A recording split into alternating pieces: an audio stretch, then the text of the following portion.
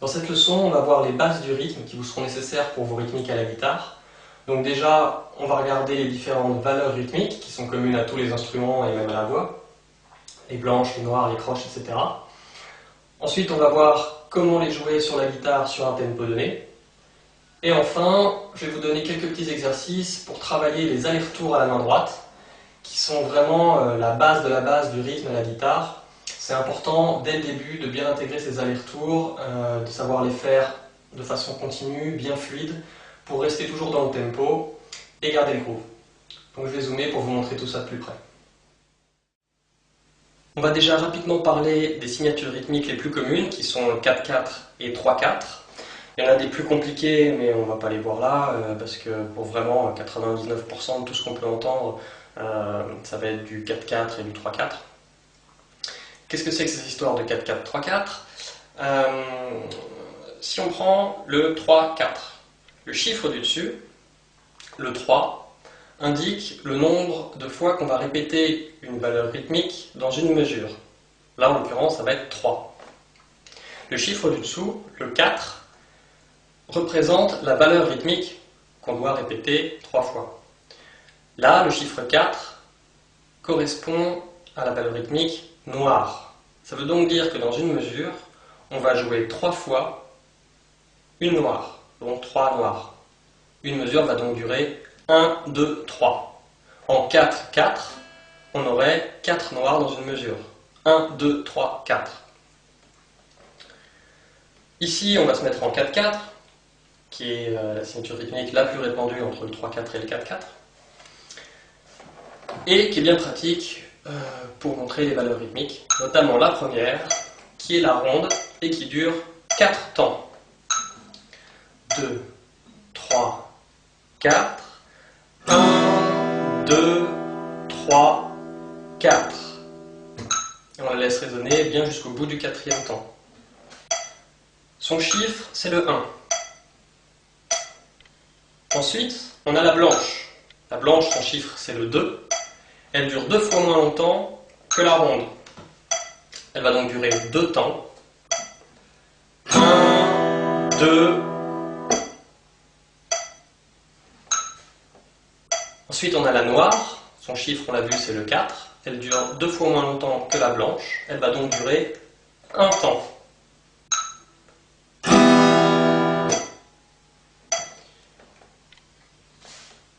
Ces 3 valeurs rythmiques, pour les jouer à la guitare, on va utiliser un aller à la main droite. On va gratter un coup vers le bas. Si j'enchaîne 4 noirs, je vais gratter les 4 noirs vers le bas. 3, 4.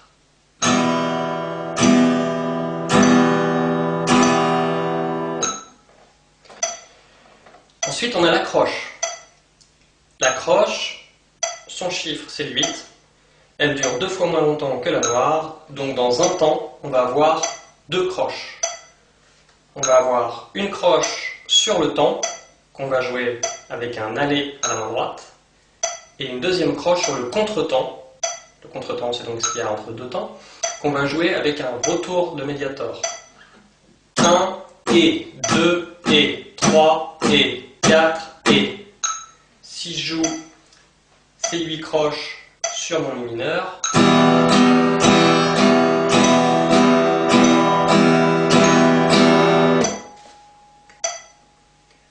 ensuite on a la double croche. Double croche, elle dure la moitié des croches. Son chiffre, ou plutôt son nombre, c'est le 16. Et on va en avoir 4 par temps.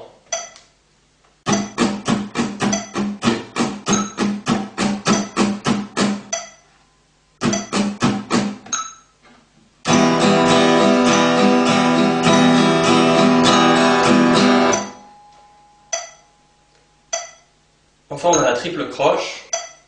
On ne va pas la voir pour l'instant. La triple croche va 2 fois plus vite, ou plutôt dure 2 fois moins longtemps que les doubles croches. Son chiffre, c'est le 32, et ça va donc très vite. Au début de la vidéo, je disais que ce qui était ultra important en rythmique à la guitare, c'était de garder un mouvement continu et fluide à la main droite. Et effectivement, s'il y a une seule chose à retenir de cette leçon, ça va être ça. Garder un mouvement continu et le plus fluide possible à la main droite. Parce que c'est ce qui va vous permettre d'avoir un son fluide et donc d'avoir du groove dans votre jeu. Et ça va aussi vous aider à rester dans le tempo. On va donc jouer sur un mouvement de main droite en croche, 1 et 2 et 3 et 4 et, sur les temps, 1, 2, 3, 4, on fait un mouvement de la main vers le bas, un mouvement de médiator vers le bas, ou de main si on joue sur le médiator, et sur les contretemps, les et, qui sont entre les temps, on gratte en remontant la main, 1 et 2 et 3 et 4 et. Si on joue par exemple une blanche, on va gratter avec un coup vers le bas sur le premier temps, et ensuite on va faire haut, bas, haut, sans gratter. Ça va nous donner 1 et 2 et. Si je fais une blanche et 2 noirs, 1 et 2 et 3 et 4 et.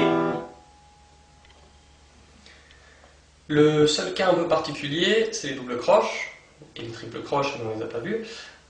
Sur les doubles croches, on va doubler la vitesse du mouvement de la main droite.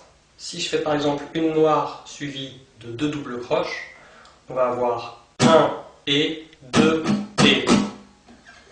1 et 2 et. Si je fais une noire, une croche, 2 doubles croches, 1 et 2 et 3 et. 1 et 2 et 3 et. On va faire un exercice en 3 étapes qui va vous aider à vous familiariser avec cette histoire de battement régulier à la main droite. Là, on va le faire avec les cordes étouffées. Donc on pose à plat les doigts de la main gauche sur les cordes de la guitare sans appuyer, pour étouffer toutes les cordes et avoir un son purement percussif. Après, dans un deuxième temps, quand vous arrivez bien à cet exercice avec les notes étouffées, vous prenez différents accords et vous tentez votre chance sur les accords. C'est quand même le but à l'arrivée. On va le faire sur un métronome. Le métronome, c'est vraiment un outil indispensable pour bien progresser la guitare, sur tout ce qui concerne le rythme et la précision. Donc c'est vraiment important, même si au début, la plupart de mes élèves font la tête quand je leur dis d'utiliser le métronome. C'est vraiment un bon outil. Ce serait vraiment dommage de vous en priver. Soit vous en achetez un, soit si vous ne voulez pas en acheter un, il y en a qui sont disponibles en ligne gratuitement sur Internet. Des sites consacrés à ça, donc vous allez sur internet et vous tapotez métronome en ligne gratuit, vous devriez trouver votre bonheur. On se met à 50 BPM, pas trop rapide, ça oblige à être précis. Et on va commencer avec la première étape qui consiste à faire notre battement régulier à la main droite, mais on va gratter uniquement les allées. Donc on va gratter sur les temps.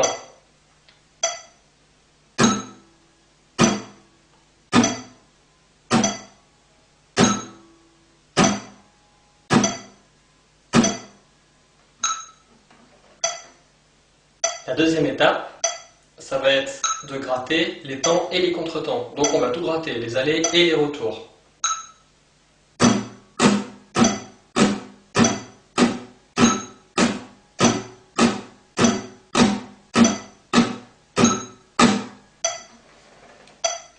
Là, normalement, vous allez trouver que les retours sont un peu plus compliqués à bien gratter que les allées. Souvent, sur les retours, soit on s'accroche un peu dans les cordes, soit on fait des rebonds comme ça. C'est-à-dire qu'on va gratter les 2-3 cordes aiguës et louper les graves. Ou alors gratter la corde aiguë, faire un petit saut de 2-3 cordes, gratter une autre, etc. C'est dur de gratter bien les 4 cordes. C'est un peu normal. Quand on fait un aller, tout ce qu'il y a à faire, c'est laisser tomber le bras. Sur les retours, il faut mettre de l'impulsion pour que le bras remonte bien. Et souvent, quand on met cette impulsion, on crispe, et du coup, le médiator saute d'une corde à une autre, ou vient se bloquer dans les cordes. Ce qu'il faut, c'est réussir à mettre de l'impulsion vers le haut avec son bras, avec l'avant-bras, mais rester très léger sur la pression qu'on utilise entre le pouce et l'index pour tenir le médiator. Le médiator, il n'a pas besoin d'être serré fort pour pouvoir être tenu, et il faut qu'il puisse bouger comme ça. Au début, essayez vraiment de trouver la limite entre serrer le plus légèrement possible et le moment où il va soit tourner, soit sauter, soit se barrer. Donc évidemment vous ne voulez pas qu'il saute, mais c'est pas grave, dans un premier temps, essayez de le tenir le plus légèrement possible, quitte à ce qu'il saute, et quand c'est le cas, vous resserrez doucement. Il faut qu'il puisse s'incliner naturellement sans que vous ayez besoin d'incliner la main. Il ne faut pas faire ça. Il faut que ce soit le médiator qui s'incline tout seul. La troisième étape, ça va être, toujours avec un battement régulier à la main droite, de gratter uniquement les contretemps, donc de gratter que les retours.